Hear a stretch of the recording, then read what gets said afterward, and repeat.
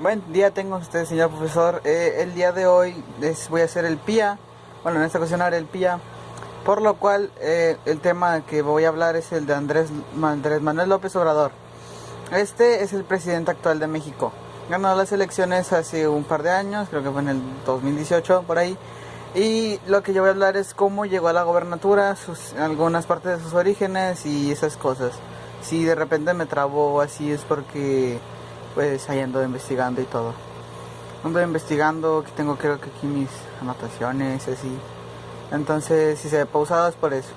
Bien, entonces Andrés Manuel López Obrador se dedicó a la política en 1970, pero la inició muy bien en 1976, donde empezó a practicar la política en la candidaturía en el PRI. Y fue cuando fue creciendo su apoyo y fueron pasando los años y llegó a ser uno de los candidatos del PRI.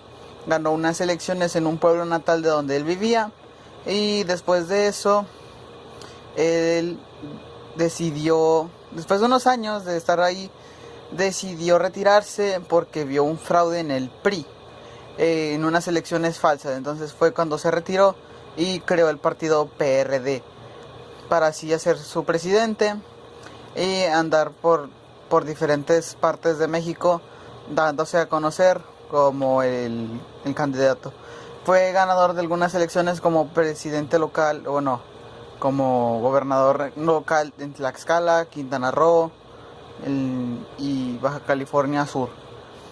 Entonces, después de varios años de estar intentando ganar la política, o más bien la candidaturía en México, antes de todo eso estuvo peleando para obtener un poco de poder en las zonas donde él nació, donde él creó el partido y esas cosas. Después de varios años peleando por la candidaturía, a partir de los años 2000 fue cuando ganó ser como un candidato a presidente de gobierno, pero en ese mismo año lo perdió y el presidente fue Vicente Fox.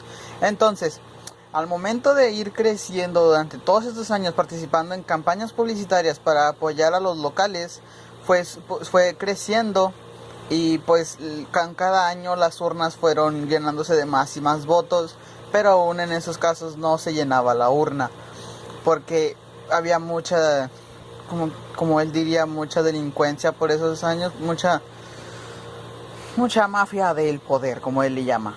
Entonces siempre ganaba el PAN y luego se fueron varios años con el PRI, hasta que al final los mexicanos fueron viendo que ninguna de esas campañas publicitarias había conseguido lograr muchos avances.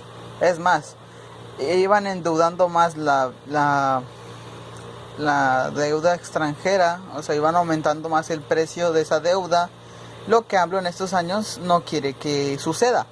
Entonces, después de varios años de andar con el PRI, los mexicanos se dieron cuenta que con Peña Nieto no lograron nada y lo único que se logró como sus logros fueron puros memes.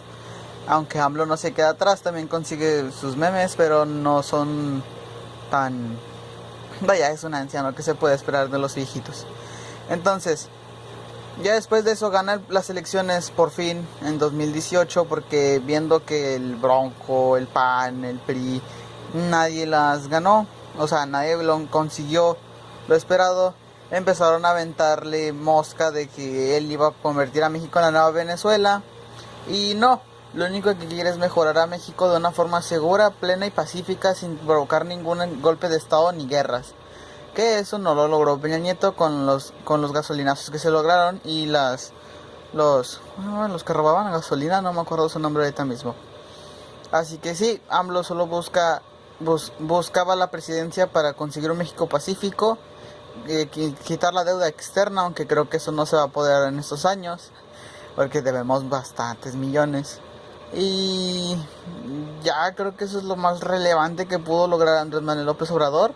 O sea, en los 70s empezó con la política, ya había entrado en un partido, después de un fraude en el PRI se fue al PRD, creó su propio partido después de eso, o sea, lo evolucionó básicamente, es casi lo mismo.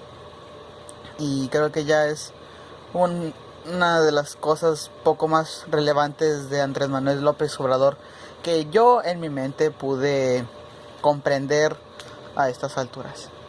Y pues nada, soy Hernán Ojeda Cantú de esta. Nos vemos.